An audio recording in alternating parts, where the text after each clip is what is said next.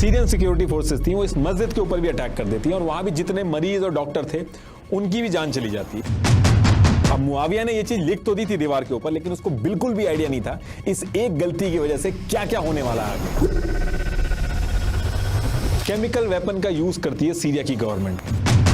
अब अपने बच्चों को भूल जाओ और बच्चे पैदा करो, और नहीं कर पाओ तो अपने घरों की जो औरतें हैं उनको यहां पे छोड़ जाओ। लाइन से लाशें बिछा दी जाती हैं, बच्चे औरतें सारे एक लाइन से वहां पे उनकी जान चली जाती है। सीरिया छोड़ छोड़ के भागने लगे और जब कोई फ्लाइट नहीं मिली तो अपनी जान तक दांव पे लगा के समुद्र के रास्ते से भागने लगे। 14 साल के मुआविया ने कभी सपने में भी नहीं सोचा होगा कि उसकी एक छोटी सी दीवार पे लिखी हुई लाइन से इतना कुछ हो जाएगा। दुनिया भर की super power US, Russia, Iran, यहां तक कि आईसिस जैसे आतंकी ऑर्गेनाइजेशन जो है ये सब आमने सामने आके खड़े हो गए।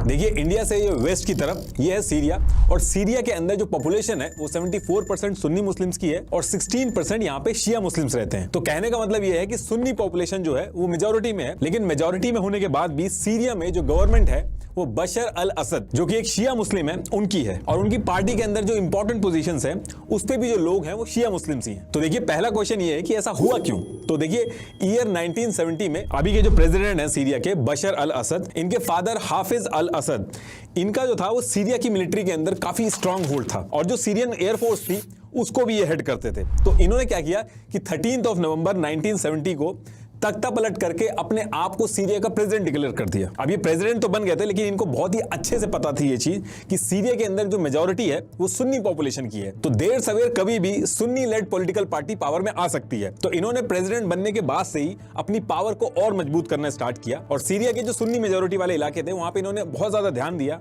अपनी इंटेलिजेंस एजेंसीज भी लगाई ताकि छोटे से छोटा इशू भी हो तो उस पर ध्यान रखा जाए और कोई ऐसा इशू ना खड़ा हो जाए जहां पे सुन्नी लेड जो पॉलिटिकल पार्टीज है वो अपना वर्चस्व बना ले। और अपनी पावर का यूज करके इन्होंने ऐसे रूल्स बनाए जिसमें ऑपोजिशन जो था वो एकदम खत्म हो गया था। कॉन्स्टिट्यूशन को अपने हिसाब से चेंज कर दिया था, सीक्रेट एजेंसीज और मिलिट्री का एक्सटेंसिव यूज किया, मीडिया वगैरह सब कुछ अपने हिसाब से कर लिया और पावर को पूरी तरीके से अपने हाथों में रखा। और सिर्फ इतना ही नहीं, इसके साथ साथ जो शिया पॉपुलेशन थी सीरिया के अंदर उनको फेवर करने के भी एलिगेशंस इनके ऊपर टाइम टू टाइम लगते रहे। अब देखिए इसके बाद ईयर आता है 2000, और इस ईयर में हाफिज अल असद की डेथ हो जाती है, और फिर इनके बाद इनके बेटे जो अभी भी प्रेसिडेंट हैं सीरिया के, बशर अल असद, ये सीरिया के प्रेसिडेंट बनते हैं। और ये जब प्रेसिडेंट बने तो इनके आने से भी कुछ चेंज नहीं हुआ, इन्होंने अपने फादर की जो पॉलिसीज थी उन्हीं को कंटिन्यू किया। अब देखिए जो तानाशाही चल रही थी जिसको लेके सीरिया के अंदर जो सुन्नी पॉपुलेशन थी उनके मन में थोड़ी सी तो खटास थी, लेकिन इन सब चीजों के बाद भी बशर अल असद को सीरिया को रूल करने में कोई खास दिक्कत नहीं हुई। अब इसके बाद क्या होता है कि ईयर आता है 2006, और 2006 से लेके 2010 तक सीरिया के अंदर कम बारिश होने की वजह से सूखा पड़ जाता है, और तानाशाही से तो लोग ऑलरेडी परेशान ही थे, इसके साथ साथ सीरिया के जो लोग थे उनको इकोनॉमिकली भी दिक्कतें आना शुरू हो गई, लोगों के पास पैसे एकदम कम हो गए, खाने की दिक्कत आने लगी। तो कहने का मतलब यह है कि सीरिया के लोग जो तानाशाही से परेशान थे उसके साथ साथ पैसे और एम्प्लॉयमेंट की कमी से भी परेशान होने लगे। सीरिया के अंदर गरीबी बहुत ज्यादा बढ़ गई थी। अब सीरिया में जब ये सारी चीज चल रही थी तो इसके साथ साथ एक चीज और होती है, सीरिया से लगे हुए जो आसपास के देश थे जहां पे डिक्टेटरशिप थी, जैसे Tunisia, Egypt, Libya, Yemen, Jordan, वहां पे अरब स्प्रिंग चल रही थी। मतलब कि जो डिक्टेटर थे इन कंट्रीज में उनके खिलाफ आम जनता प्रोटेस्ट कर रही थी कि तानाशाही को हटाओ और इलेक्शन करवाओ वहां पे। बेसिकली वो डिक्टेटरशिप की जगह डेमोक्रेसी या फिर फ्रीडम की मांग कर रहे थे। और ये जो इन देशों में प्रोटेस्ट चल रहे थे कोई नॉर्मल प्रोटेस्ट नहीं थे, इनका बहुत बड़ा इंपैक्ट पड़ रहा था अरब कंट्रीज के अंदर, जिसकी वजह से जितने भी डिक्टेटर थे वो बहुत ज्यादा डर रहे थे। जैसे लीबिया में गद्दाफी को मार के इलेक्शन वगैरह करवाए गए, तुनीशिया में 23 साल से रूल करने वाले तानाशाह बेन अली को भी देश छोड़ के भागना पड़ा, इजिप्ट में 30 साल से रूल कर रहे हौसनी मुबारक जो थे उनको भी अपनी कुर्सी छोड़नी पड़ी, जबकि इन्होंने बहुत ज्यादा ट्राई किया कि प्रोटेस्टर्स वगैरह जो थे उनको रोकने के लिए इन्होंने मिलिट्री टैंक वगैरह तक रोड पे उतार दिए थे, लेकिन उसके बाद भी ये रोक नहीं पाए थे। ये इस तरीके से लोग इकट्ठा होकर जगह जगह प्रोटेस्ट कर रहे थे। Syrians are back on the streets, driven by a rise in fuel prices, on top of an already collapsed economy. And today, there was a political earthquake in the streets of Syria against his government. Region में dictator जो थे वो डरे हुए थे। अब ये सारी चीजें जो सीरिया के आसपास के देशों में चल रही थी, तो ये जो न्यूज थी ये सीरिया के अंदर भी पहुंचती है, रेडियो के थ्रू, टीवी के थ्रू, न्यूज़पेपर के थ्रू लोगों तक ये बातें पहुंचती हैं। और देखिए इसमें सोशल मीडिया का बहुत इंपॉर्टेंट रोल रहा जो अभी आएगा आगे। लेकिन उससे पहले एक चीज बता दूं आपको कि आज की डेट में सोशल मीडिया हम सबकी जिंदगी का बहुत ही इंपॉर्टेंट पार्ट बन चुका है। इसके फायदे तो हैं ही, लेकिन इसके कुछ ऐसे डिसएडवांटेजेस भी हैं जो प्रोडक्टिविटी को बहुत इंपैक्ट करता है, और स्टूडेंट्स के केस में तो ये और नेगेटिवली इफेक्ट करता है। तो कैसे ये सोशल मीडिया आपके डेटा को यूज करके आपको एडिक्टेड बनाता है, इस चीज के ऊपर मैंने अलग से एक वीडियो बनाई है जो आपको मिलेगी कंप्लीटली फ्री अनअकैडमी प्लेटफॉर्म पर 28 जुलाई को 5 बजे as a part of Unacademy UPSC summit. और अगर आप भी यूपीएससी एस्पिरेंट हैं तो ये समिट आपको जरूर अटेंड करना चाहिए, जहां नेशन के बेस्ट माइंड्स आपकी हेल्प करेंगे around how to prepare for UPSC, वो भी completely free with zero charges. इस समिट में आप अटेंड कर सकते हैं live online session by Nitin Gadkari ji और अनअकैडमी के टॉप यूपीएससी एजुकेटर्स, जिन्हें 1000 से भी ज्यादा सक्सेसफुल यूपीएससी कैंडिडेट को गाइड करने का एक्सपीरियंस है। ये अनअकैडमी ऑनलाइन समिट इसी 28 एंड 21 जुलाई को शाम 4 बजे से अनअकैडमी ऐप पर लाइव होगी, और मैं आपसे मिलूंगा 28 जुलाई शाम 5 बजे। तो टॉपिक पे वापस आते हैं। अब सीरिया के अंदर भी तानाशाही से तो लोग परेशान थे ही थे, दूसरी गरीबी और भूखमरी भी बहुत ज्यादा बढ़ती जा रही थी। तो बशर अल असद को भी इस बात का डर था कि ये जो बाहर के देशों में चल रहा है, ये कहीं सीरिया के अंदर ये चीज ना शुरू हो जाए। तो बशर अल असद ने इससे निपटने के लिए अपनी सारी सिक्योरिटी को पहले से ही अलर्ट पे रखा था कि छोटी से छोटी चीज भी हो उसको इग्नोर नहीं करना है, और ये जो प्रोटेस्ट आसपास के देशों में चल रहे हैं ये सीरिया में नहीं शुरू होने चाहिए। लेकिन बशर अल असद को बिल्कुल ये पता नहीं था कि जैसा वो सोच रहे हैं उसका बिल्कुल उल्टा होगा। अब होता क्या कि फरवरी 2011 का टाइम था, और सीरिया के साउथ में एक दारा नाम की जगह है, और यहाँ पे एक स्कूल था जो कि अल उमारी एक मस्जिद थी, उससे थोड़ी दूर पे ही था। तो इस स्कूल के अंदर 7th क्लास में एक 14 साल का बच्चा था जिसका नाम था मुआविया सियासने। ये नाम आप याद रखिएगा। आप हैरान हो जाओगे कि इस 14 साल के बच्चे के एक इंसिडेंट की वजह से पिछले 10-12 साल से सीरिया के अंदर सबसे कॉम्प्लिकेटेड सिविल वॉर चल रही है, और दुनिया भर की super power US, Russia, Iran, यहां तक कि आईसिस जैसे आतंकी ऑर्गेनाइजेशन जो है ये सब आमने सामने आके खड़े हो गए। तो ऐसा कर क्या दिया था इस लड़के ने, वो भी डिस्कस कर लेते हैं। एक्चुअली 26 फरवरी 2011 का दिन था, और मुआविया जो था इसके साथ 14 और स्टूडेंट थे जो बाकी लोगों की तरह ही आसपास की कंट्रीज में जो प्रोटेस्ट चल रहे थे तानाशाही के खिलाफ उसको न्यूज और रेडियो के थ्रू सुन रहे थे। तो सेम डे क्या होता है कि मुआविया जो था इसने अपनी स्कूल की दीवार पे अरेबिक में लिखा इट्स योर टर्न डॉक्टर। ये ओरिजिनल पिक्चर है उस दीवार की। एक्चुअली बशर अल असद जो सीरिया का प्रेसिडेंट था ये लंदन से वेस्टर्न आई हॉस्पिटल से पढ़ाई करके आया था, तो सब लोग इसको डॉक्टर भी कहते थे। अब मुआविया ने ये चीज लिख तो दी थी दीवार के ऊपर, लेकिन उसको बिल्कुल भी आइडिया नहीं था इस एक गलती की वजह से क्या क्या होने वाला आगे। तो सेम डे ये लिखने के बाद शाम को मुआविया जब घर पहुंचता है तो ये अपने फादर को भी इस बारे में बताता है, और फादर जो था वो काफी डर जाता था। उसको पता था कि गवर्नमेंट इस चीज के लिए बहुत कड़ी सजा देगी। इनफैक्ट उसने मुआविया को छुपने को भी कहा, लेकिन तब तक बहुत देर हो चुकी थी। बहुत सारे लोगों ने इस वॉर को देख लिया था, और दारा एरिया के सिक्योरिटी चीफ जो कि बशर अल असद का रिश्तेदार था आतिफ नजीब, उस तक भी ये बात पहुंच चुकी थी, और वो बहुत ही गुस्सा हो जाता था। इसको बहुत ही अच्छे से पता था कि आसपास के देशों में तानाशाही के खिलाफ रिवोल्ट चल रहा है, तो ऐसे में अगर इस तरीके की हरकत को इग्नोर किया गया तो वो उसके लिए बिल्कुल भी सही नहीं होगा। तो नेक्स्ट डे यानी कि 27 फरवरी 2011 को सिक्योरिटी फोर्सेस उस स्कूल के पास आती हैं और पता करना शुरू करती हैं किसने ये सब लिखा है, लेकिन कोई भी ये बताता नहीं है कि किसने ये लिखा है। अब जब ये थक हार जाते हैं तो टोटल 15 बच्चे थे जिन पे इनको शक था, उनको करीब 4 बजे ये लोग उठा के ले जाते हैं, जिसमें मुआविया भी था। अब इनको उठा के ले जाने के बाद जो सिक्योरिटी फोर्सेस थी सीरिया की वो इन बच्चों को बहुत ज्यादा टॉर्चर करती हैं। इनको मुर्गा बना के लटका देते हैं, नाखून खींच लेते हैं इनके, पानी डाल के करंट लगाते हैं, इन्हें बिल्कुल अधमरा कर देते हैं। अब इधर तो ये सारी चीजें इन्होंने शुरू कर दी थी, और दूसरी तरफ मुआविया और बाकी बच्चों के जो पेरेंट्स थे वो 2-3 बार पुलिस के पास पहुंच चुके थे ताकि उनके बच्चों को छोड़ दिया जाए। लेकिन जो फोर्सेस थी वो इनको छोड़ना तो बहुत दूर की बात, इनसे कहती कि आप अपने बच्चों को भूल जाओ और बच्चे पैदा करो, और नहीं कर पाओ तो अपने घरों की जो औरतें हैं उनको यहाँ पे छोड़ जाओ। अब ये जो लाइन थी इसको सुन के लोग बहुत ही गुस्सा हो जाते हैं और दारा के अंदर प्रोटेस्ट स्टार्ट करते हैं कि उनके साथ गलत हो रहा है, उनके बच्चों को छोड़ दिया जाए। और ये जो प्रोटेस्ट थे ये पीसफुल प्रोटेस्ट थे, क्योंकि वहां पे ज्यादा भीड़ इकट्ठी करके नुकसान वगैरह पहुंचा के अगर कोई प्रोटेस्ट करता है तो गवर्नमेंट उसको छोड़ती नहीं है। तो ये बहुत ही पीसफुली प्रोटेस्ट कर रहे थे और उन बच्चों को छोड़ने की डिमांड कर रहे थे। लेकिन उसके बाद भी जो पुलिस फोर्सेस थी वो एक मिसाल कायम करना चाहती थी, तो इन बच्चों को छोड़ती नहीं थी। उल्टा ये जो प्रोटेस्ट कर रहे थे इनमें से भी कई सारे लोगों को उठा के जेल में डाल देती हैं। अब दारा के अंदर ये जो प्रोटेस्ट वगैरह चल रहे थे और बच्चों के साथ जो हो रहा था, इसकी जो खबर थी सीरिया की बाकी सिटीज तक भी पहुंचने लगी और लोगों को पता चलने लगा कि दारा के अंदर क्या चल रहा है। तो बाकी जगह पे भी प्रोटेस्ट होने लगे। 15 मार्च 2011 आते आते सीरिया के एरियाज जैसे दमास्कस, अलिप्पो, होम्स, लटाकिया, हामा, इन सब जगह गवर्नमेंट का विरोध होने लगा कि ये बहुत ज्यादा नाइंसाफी है, इन बच्चों को छोड़ा जाए। तो जो एक छोटा सा प्रोटेस्ट जो दारा के छोटे से एरिया में शुरू हुआ था वो सीरिया के अलग अलग एरिया में शुरू हो जाता है। और ये वो टाइम था जब बशर अल असद की जो रिजीम थी उसको लगने लगा कि ये जो बच्चों को इन्होंने पकड़ा है ये सही डिसीजन नहीं है, इससे बात और खराब हो सकती है। तो इन सारे प्रोटेस्ट को रोकने के लिए मिड अप्रैल 2011 करीब 45 दिन ये लोग बच्चों को रखते हैं और सीरियन गवर्नमेंट जो मुआविया और उसके बाकी के दोस्त थे इन बच्चों को छोड़ देती है। अब गवर्नमेंट ने इन बच्चों को छोड़ तो दिया था, लेकिन जब ये बच्चे बाहर आते हैं तो इन बच्चों की हालत देख के हर कोई बहुत ज्यादा गुस्सा हो जाता है। ये छोटी उम्र के जो बच्चे थे अपने पैरों पे खड़े नहीं हो पा रहे थे, नाखून इनके खींच लिए गए थे, पूरे शरीर पे इनके जख्म थे। और जब बच्चों ने अपनी अपनी कहानी बताई और ये कहानी जब दूर दूर तक पहुंची तो लोगों का गुस्सा बहुत ज्यादा बढ़ गया और लोगों ने दोबारा से प्रोटेस्ट करना स्टार्ट किया। और 22 अप्रैल 2011 को फ्राइडे था और जुम्मे की नमाज अदा करने के बाद ये लोग बात करते हैं और रोड पे इकट्ठा होकर फिर से प्रोटेस्ट करते हैं। लेकिन इस बार ये लोग कोई पीसफुल प्रोटेस्ट नहीं करते हैं, बल्कि बशर अल असद के खिलाफ जुलूस निकाल के उसके खिलाफ नारे लगाते हैं और वायलेंस भी होता है इस प्रोटेस्ट में। और ये जो दिन है इसको फ्राइडे ऑफ डिग्निटी भी बोला जाता है। अब सीरियन फोर्सेस जो थी वो इस भीड़ को रोकने की कोशिश तो बहुत करती हैं और इसके बाद जब इस भीड़ को रोकने में नाकामयाब हो जाती हैं तो 25 अप्रैल 2011 के दिन फोर्सेस भीड़ के ऊपर गोलियां चला देती हैं और इसके अंदर 2 लोगों की जान चली जाती है। अब इसके अगले दिन ये जो 2 लोगों की जान गई थी, भीड़ जो है वो इनका जनाजा लेके निकलती है और काफी नारेबाजी भी होती है इस टाइम पे। तो सीरिया की जो गवर्नमेंट थी वो इसको कहती है कि ऑर्डर को फॉलो नहीं किया जा रहा है, आप लोग फिर से भीड़ इकट्ठी कर रहे हो और नारेबाजी कर रहे हो। तो इससे निपटने के लिए हेलीकॉप्टर और टैंक्स का यूज किया गया, उनको रोड पे उतार दिया गया, गोली वगैरह चलाई गई और ऊपर से सीरियन फोर्सेस को ऑर्डर दे दिए गए थे कि चाहे कुछ भी हो जाए किसी भी तरीके से इन प्रोटेस्ट को, इन भीड़ को इकट्ठे होने से रोको, चाहे जो मर्जी करना पड़े। और फिर इसके बाद इन प्रोटेस्टर्स के ऊपर बहुत ज्यादा गोलियां चलती हैं, बहुत ज्यादा लोगों की जान जाती है। इसकी जो ओरिजिनल फुटेज आप अभी भी इंटरनेट पे सर्च मारोगे तो जो ओरिजिनल फुटेज है कि लोगों पे गोलियां चल रही हैं, लोग भाग रहे हैं, वो अभी भी अवेलेबल है। और सरकार का ये जो डिसीजन था गोली चलाने का और टैंक्स उतारने का, ये चीज इनके ऊपर उल्टी पड़ जाती है। इससे चीजें शांत नहीं होती हैं बल्कि और बढ़ जाती हैं।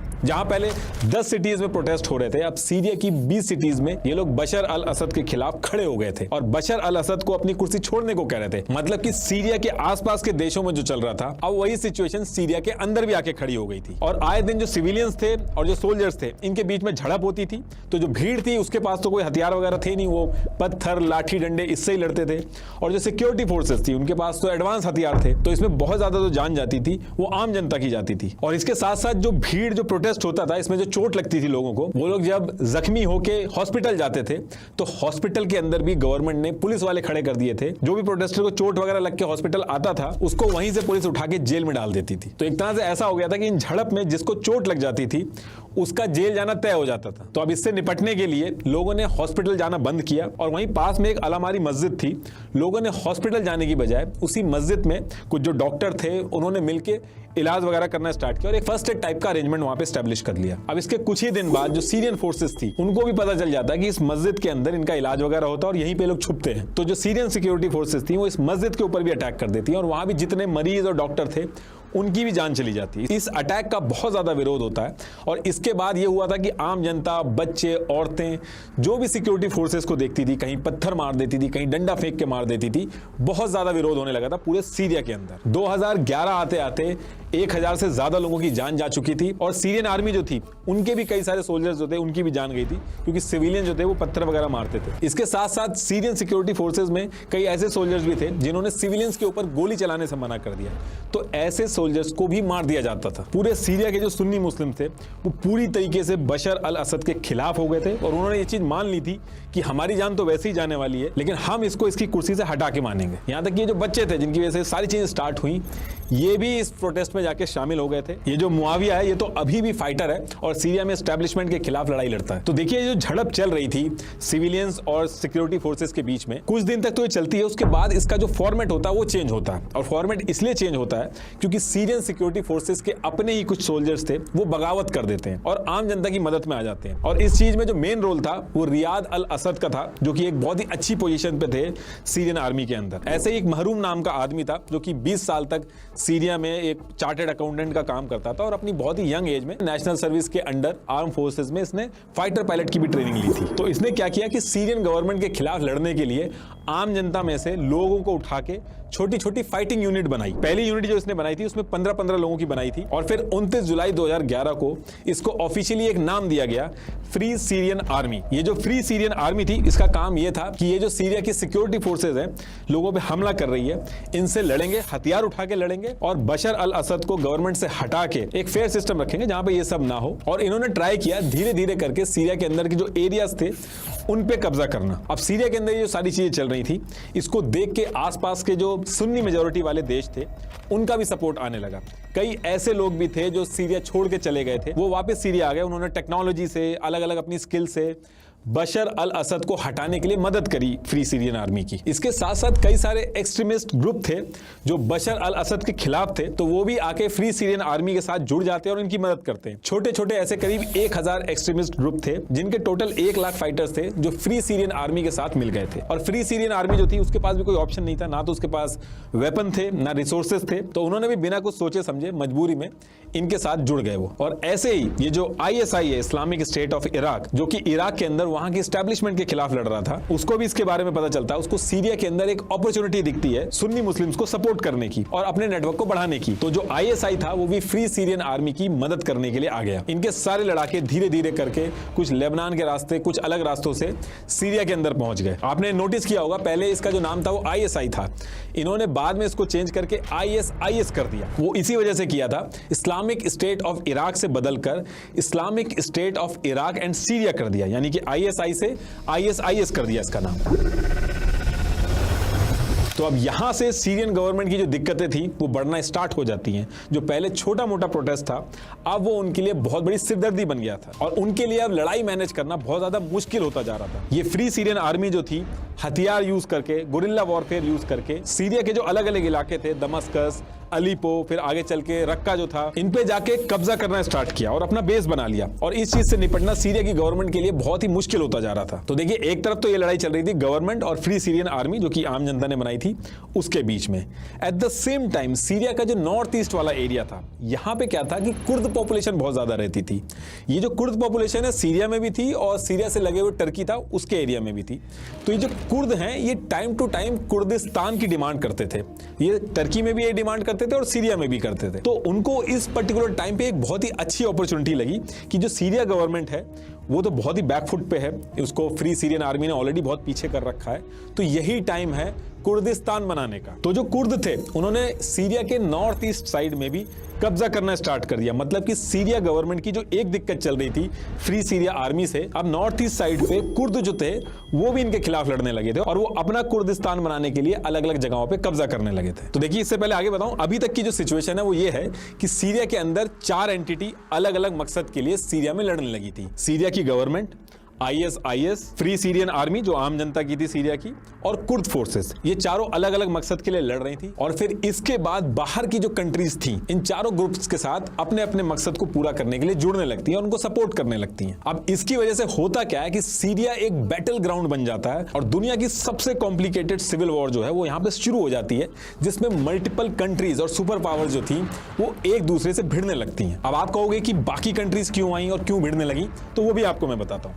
मिडिल ईस्ट की जो ऑयल रिच सुन्नी कंट्रीज थी जैसे सऊदी, कतर, ये भी सीरिया की जो शिया गवर्नमेंट थी जो कि पॉपुलेशन में कम होने के बाद भी सुन्नी मुस्लिम्स पे रूल कर रही थी, इससे ये खुश नहीं थी। तो इन्होंने बशर अल असद के खिलाफ जो फ्री सीरियन आर्मी लड़ रही थी उसको पैसे से सपोर्ट किया, हथियार पहुंचाए वहां पे, ताकि सीरिया के अंदर जो बशर अल असद है जो कि शिया है उसको हटाया जा सके। अब ये सारी चीजें जब चल रही थी तो ईरान जो कि शिया मेजॉरिटी कंट्री है वो चाहता था कि सीरिया के अंदर बशर अल असद जो कि शिया है वही रूल करे, वो ना हटे वहां से। तो ईरान ने पूरी तरीके से सीरिया की जो गवर्नमेंट थी बशर अल असद उसकी मदद करना स्टार्ट किया, एक से एक एडवांस टेक्नोलॉजी और मिलिट्री तक भेजी सीरिया की गवर्नमेंट के पास ताकि वो इस चीज से निपट कर अपनी जो एस्टैब्लिशमेंट है उसको कायम रखें। तो ये तो मिडिल ईस्ट की कंट्रीज हो गई। ऐसे ही बशर अल असद की दोस्ती रशिया से अच्छी थी और मिडिल ईस्ट के अंदर रशिया के जो इंटरेस्ट थे उनको पूरा करने के लिए बशर अल असद का सीरिया में रहना रशिया के लिए बहुत फायदेमंद था। तो रशिया ने भी बशर अल असद यानी कि सीरिया गवर्नमेंट की मदद करी। अब रशिया सीरिया में घुस के उस रीजन में अपना इन्फ्लुएंस करेगा और मदद करेगा, तो यूएस कैसे पीछे हट सकता है? यूएस ने सीक्रेटली सीआईए को यह टास्क दिया कि फ्री सीरियन आर्मी को ट्रेनिंग दी जाए, उनको हथियार पहुंचाया जाए ताकि वो एस्टैब्लिशमेंट के खिलाफ लड़ सके। तो ऐसे करके दुनिया भर की कंट्रीज इसमें घुस गई और 4 अलग अलग ग्रुप्स में ये सारी कंट्रीज और सुपर पावर बढ़ गई अपने अपने इंटरेस्ट को पूरा करने के लिए, और सीरिया में हर दिन लड़ाई होने लगी और एयर स्ट्राइक होने लगी। अब इसके बाद क्या होता है कि 18 जुलाई 2012 को रवाडा स्क्वायर जो कि दमस्कस में है, यहाँ पे सीरियन गवर्नमेंट जो थी इन चीजों से निपटने के लिए अपनी सेंट्रल क्राइसिस मैनेजमेंट सेल की मीटिंग कर रही थी, जिसमें सीरियन गवर्नमेंट के बहुत ही इंपॉर्टेंट लोग थे। अभी जो फ्री सीरियन आर्मी थी बहुत दिन से इस मीटिंग के ऊपर ताक लगा के बैठी थी। तो ये क्या करते हैं कि एक प्लान तरीके से इस पूरी बिल्डिंग को ही उड़ा देते हैं, जिसमें सीरिया के डिफेंस मिनिस्टर दाऊद राजिया, इसके साथ साथ बशर अल असद का जो ब्रदर इन लॉ था आसिफ, उसकी भी जान चली जाती है। ये बहुत बड़ा सेटबैक था सीरिया की गवर्नमेंट के लिए। और इस इंसिडेंट के बाद बशर अल असद बहुत ही ज्यादा गुस्से में आ जाता है। इसके बाद वो back to back free Syrian army पे बहुत ज्यादा अटैक करता है। सबसे ज्यादा जाने फ्री सीरियन आर्मी जो थी, उनके जो रिबेलियंस थे, उनकी इसी पर्टिकुलर टाइम पे जाती है। लेकिन इतना कुछ करने के बाद भी सीरियन गवर्नमेंट जो थी उनके हाथ में चीजें आ नहीं रही थी। ये जो फ्री सीरियन आर्मी के जो रिबेल्स थे ये इनको पीछे नहीं कर पा रहे थे, क्योंकि इनको बाहर से बहुत हैवी सपोर्ट आ रहा था। दमस्कस के अंदर गहुटा एक जगह है जहां पे जॉर्डन की तरफ से बहुत ही लार्ज स्केल पे हथियार पहुंचाए जाते थे ताकि फ्री सीरियन आर्मी जो है वो गवर्नमेंट के खिलाफ लड़ाई लड़ते रहे। और मल्टीपल लड़ाई लड़ने के बाद भी सीरिया की जो गवर्नमेंट थी उसके पास इसका कोई तोड़ नहीं था। और ये जो गहुटा था दमस्कस के अंदर, यहाँ पे सुन्नी पॉपुलेशन बहुत ज्यादा थी, और स्पेशली ईस्ट साइड में क्या था कि जो पॉपुलेशन थी वो पूरी तरीके से सीरिया की गवर्नमेंट के अपोज में थी। और मल्टीपल टाइम सीरिया की गवर्नमेंट और यहाँ की पॉपुलेशन के बीच में बहुत बार लड़ाइयां हुई हैं, लेकिन उसके बाद भी सीरिया की गवर्नमेंट इनको रोक नहीं पा रही थी। और इस एरिया से ही जॉर्डन के थ्रू हथियार पहुंच रहे थे। तो जब इसका कोई सोल्यूशन नहीं मिला तो 21 अगस्त 2013 को एक बार 2:30 पे, फिर सेम डे 5 बजे केमिकल वेपन का यूज करती है सीरिया की गवर्नमेंट। एक सैरिन नर्व एजेंट था, उसका यूज किया गया। लाइन से लाशें बिछा दी जाती हैं, बच्चे औरतें सारे एक लाइन से वहां पे उनकी जान चली जाती है। अब केमिकल अटैक के खिलाफ करीब 188 से 200 कंट्रीज ऐसी हैं जिन्होंने केमिकल वेपन कन्वेंशन साइन कर रखा है कि वो केमिकल वेपन का यूज नहीं करेंगी, लेकिन सीरिया ने ये चीज साइन नहीं कर रखी थी। और केमिकल वेपन का यूज करना ये बहुत ही इनह्यूमन है, इसमें बहुत ही बुरी तरीके से जान जाती है। ये बहुत बड़ा वॉर क्राइम है। अब बशर अल असद ने केमिकल वेपन यूज तो कर लिए थे, लेकिन इस इंसिडेंट के बाद पूरी दुनिया में इसका विरोध होता है। ह्यूमन राइट्स वॉच और एमनेस्टी इंटरनेशनल ने यूएन को बोल के इस चीज को इंटरनेशनल क्रिमिनल कोर्ट में ले जाने की बात कही। और यही वो टाइम था जब हर किसी को लग रहा था कि बशर अल असद अब बच नहीं पाएंगे, उनका यहाँ सीरिया से जाना तय है। लेकिन चाइना और रशिया ने इस चीज को वीटो करके इसको पूरी तरीके से कैंसिल कर दिया। ऐसे ही 2017 तक 7 बार वीटो का यूज किया रशिया ने सीरिया को बचाने के लिए। और अगर ये वीटो ना होता तो कई सारी चीजें हो सकती थी, जैसे इनके ऊपर सैंक्शंस लग सकते थे या मिलिट्री इंटरवेंशन हो सकता था, अल असद को स्टेप डाउन करना पड़ सकता था। लेकिन रशिया और कहीं हद तक चाइना की मदद से बशर अल असद बच गए। लेकिन इसके बाद भी ये जब केमिकल हमला हुआ तो ओबामा ने इसका अपोज करते हुए सीरिया के बेसिस के ऊपर डायरेक्टली अटैक भी किए। It is in the national security interests of the United States to respond to the Assad regime's use of chemical weapons through a targeted military strike. और एक तरह से यहाँ पे यूएसए और रशिया जो था वो इनडायरेक्टली आमने सामने आ गए थे, जहां रशिया बशर अल असद के साथ खड़ा था और यूएसए फ्री सीरियन आर्मी के साथ खड़ा था। लेकिन यूएस का ये कहना था कि वो यहाँ पे घुसा है, यानी कि सीरिया में जो घुसा है वो आईएसआईएस का खात्मा करने के लिए घुसा है। तो यूएस ने सीरिया के अंदर अलग अलग बेसिस पे स्ट्राइक करी। इसके साथ साथ आईएसआईएस के जो ठिकाने थे वहां पे भी यूएस ने एयर स्ट्राइक करी। इसके जवाब में आपने देखा होगा कि आईएसआईएस वाले जो थे वो यूएस सिटीजन जितने भी थे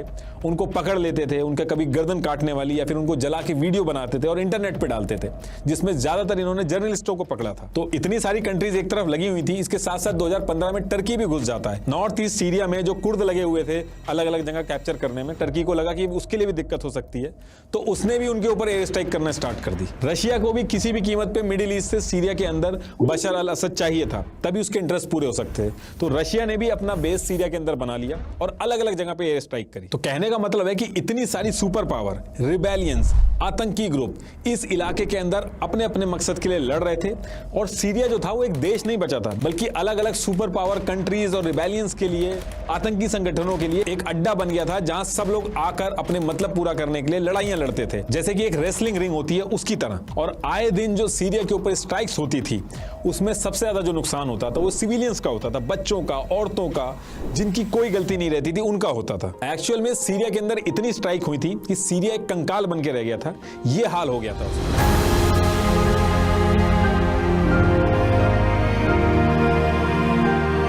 2016 में जब ट्रंप प्रेसिडेंट बने तो उसके बाद उन्होंने यूएसए को सीरिया से बाहर कर लिया और कहा कि बशर अल असद जो है वो सीरिया के अंदर पावर में रहे, हमें कोई मतलब नहीं है, ये नेवर एंडिंग फाइट है, इसमें हमें नहीं पड़ना। अब यूएस तो निकल जाता है, लेकिन 2017 में बशर अल असद ने फिर से केमिकल वेपन का यूज कर दिया, जिसमें 85 लोगों की जान चली गई, जिसमें से 10 से ज्यादा तो बच्चे थे। तो इस इंसिडेंट के बाद जो यूएस बच के यहां से बाहर निकल के गया था, उसको वापस सीरिया में इन्वॉल्व होना पड़ा और अब ऑफिशियली स्ट्राइक करने लगा वो सीरिया के ऊपर। दुनिया की सबसे कॉम्प्लिकेटेड सिविल वॉर में 4 लाख से ज्यादा लोगों की जान चली गई। 80% से ज्यादा सीरिया की जो पॉपुलेशन थी वो गरीब बन गई, लोग भूखे मरने लगे, लोग सीरिया छोड़ छोड़ के भागने लगे और जब कोई फ्लाइट नहीं मिली तो अपनी जान तक दांव पे लगा के समुद्र के रास्ते से भागने लगे। सीरिया की इस कॉम्प्लिकेटेड सिविल वॉर को, जहां मल्टीपल कंट्रीज इन्वॉल्व हैं, सबसे पहली सोशल मीडिया वॉर भी कहा जा सकता है, क्योंकि ये सबसे पहली वॉर थी जहां हर एक ग्रुप ने सोशल मीडिया का बहुत ज्यादा यूज किया, अलग अलग नैरेटिव सेट करने के लिए, इंटरनेशनली अपनी बात पहुंचाने के लिए। 800 से ज्यादा जो जर्नलिस्ट थे वो सीरिया के अंदर मारे गए थे। आईसिस वाले तो जर्नलिस्ट का सर काट के जला के उनकी वीडियो बना के डालते थे, तो कोई भी जर्नलिस्ट अपनी जान को खतरे में डाल के सीरिया में जल्दी से जाना नहीं चाहता था। तो न्यूज एजेंसीज के लिए भी ये सोशल मीडिया एक अपडेट लेने का सोर्स बन गया था। आज की डेट तक इसका रियल सोल्यूशन नहीं मिल पाया है, लोग वहां पे बैक टू बैक लड़ते रहते हैं और ये सब स्टार्ट हुआ एक छोटे से प्रोटेस्ट और बशर अल असद की जिद से कि वो अपनी कुर्सी नहीं छोड़ेगा। और 14 साल के मुआविया ने कभी सपने में भी नहीं सोचा होगा कि उसकी एक छोटी सी दीवार पे लिखी हुई लाइन से इतना कुछ हो जाएगा। एक बार फिर से आपको बता दूं, अनअकैडमी ऑनलाइन समिट इसी 20th and 21st of July को शाम 4 बजे से अनअकैडमी ऐप पे लाइव होगी, तो उसको जरूर अटेंड करिएगा। Thank you.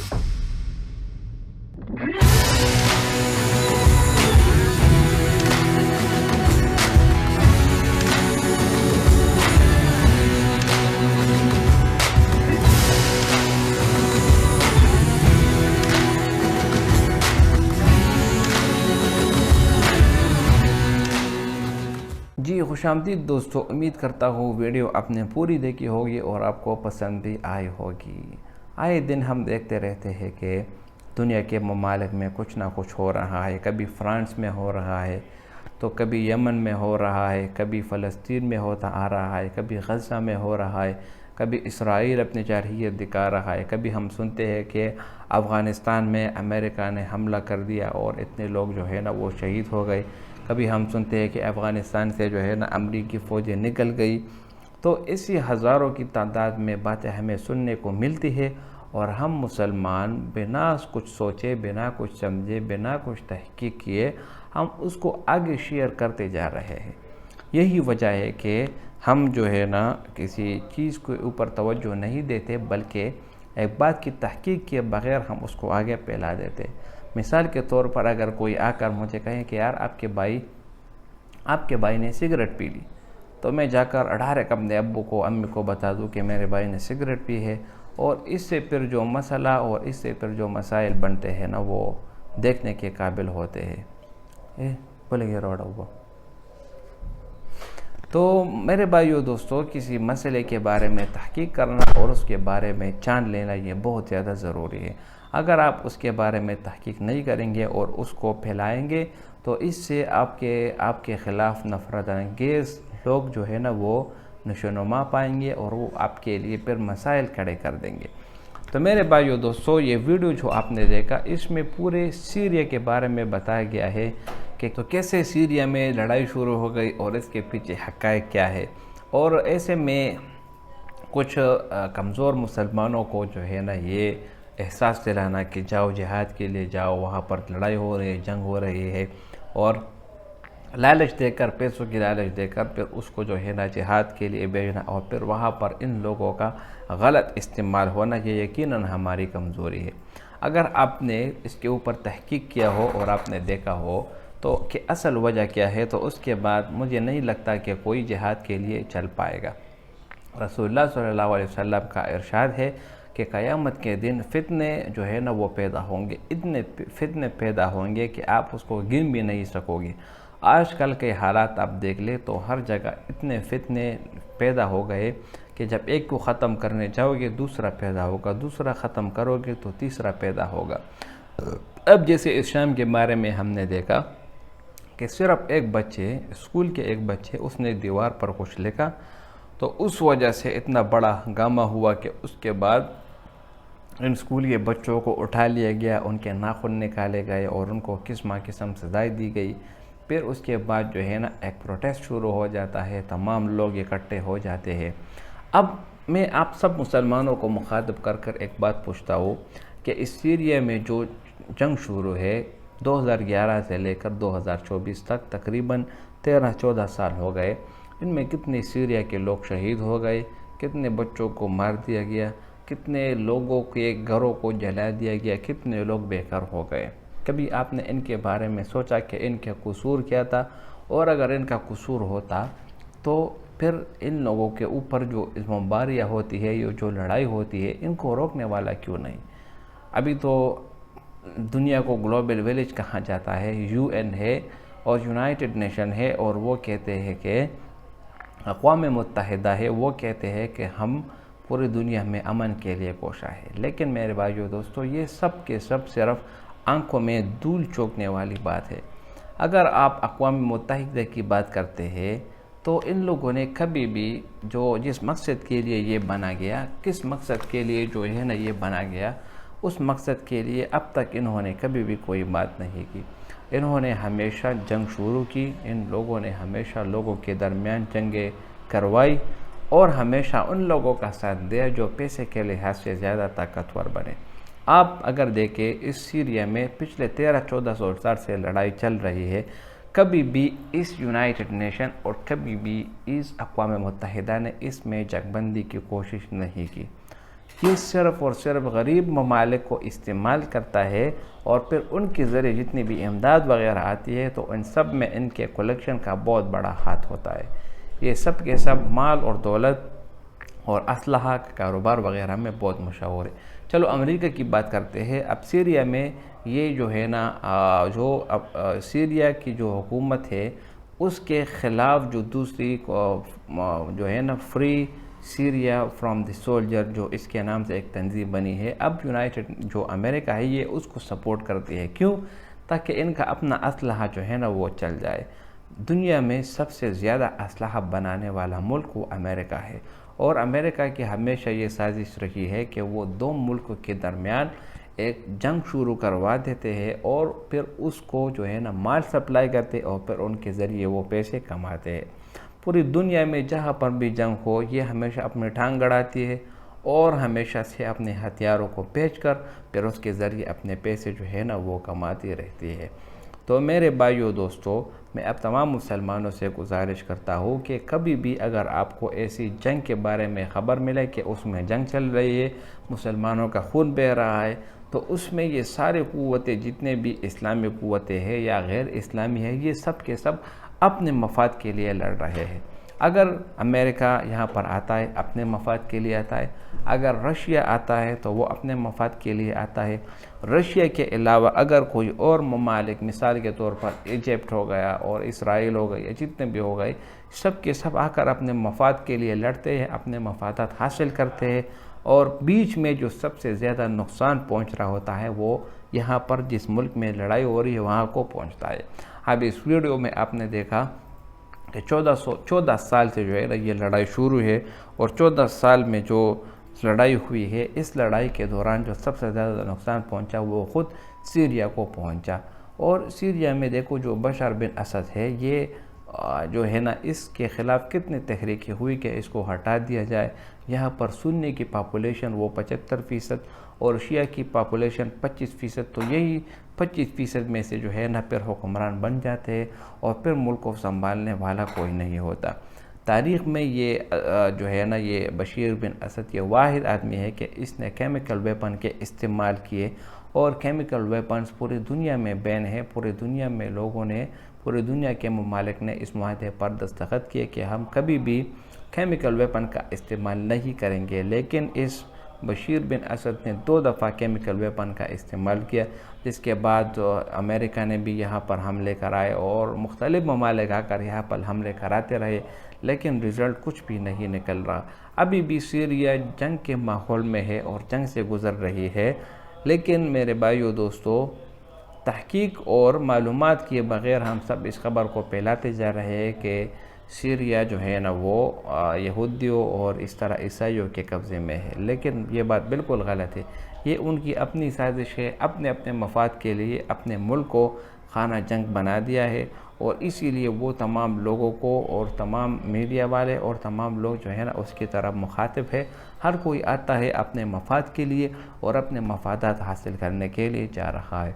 तो मेरे भाइयों दोस्तों, खुदा ना करे हमारा वतन जो अभी इन सब चीज़ों से गैर महफूज है, इन सब चीज़ों से महफूज है, कोई जंग वगैरह नहीं। लेकिन अगर कभी भी इनको इजाज़त, अगर कभी भी हमारे मुल्क को इस तरह की इजाज़त दी गई कि वो दूसरे ममालिक आकर यहाँ पर मुकाबला करे या किसी एक मुल्क का साथ दे, तो इससे भी हालात बिगड़ सकते हैं। तो जैसी हालत है उस पर शुक्र अदा करनी चाहिए और अल्लाह ताला से दुआ करनी चाहिए कि जितने भी इस्लामी ममालिक है वहाँ पर अगर लड़ाई है, जंगबंदी है और जितने भी मुसलमानों का कत्ल हो रहा है तो उनको रोकने की कोशिश की जाए, अपने हाथ के ज़रिए, अपने मुँह के ज़रिए, या जिस हद तक आपकी पहुँच हो उस हद तक आप पहुँचकर उसको रोकने की कोशिश करें। और मेरे तमाम लोगों से ये दरख्वास्त है कि मुसलमान खुदारा तहकीक से पहले किसी बात को ज़्यादा ना फैलाया जाए। सबसे पहले तहकीक करें कि ये जंग किस वजह से हो रहा है और क्यों हो रहा है और इनमें सबसे ज़्यादा नुकसान किसका हो रहा है। अगर इन चीज़ों के बारे में हमें इल्म हो जाए तो बहुत से ख़तरात और बहुत से जो मुश्किलात पैदा होती है तो उन पर हम काबू पा सकते हैं। उम्मीद करता हूँ वीडियो आपको पसंद आई होगी। अगर वीडियो आपको पसंद आए तो इस चैनल को सब्सक्राइब करें। बहुत शुक्रिया।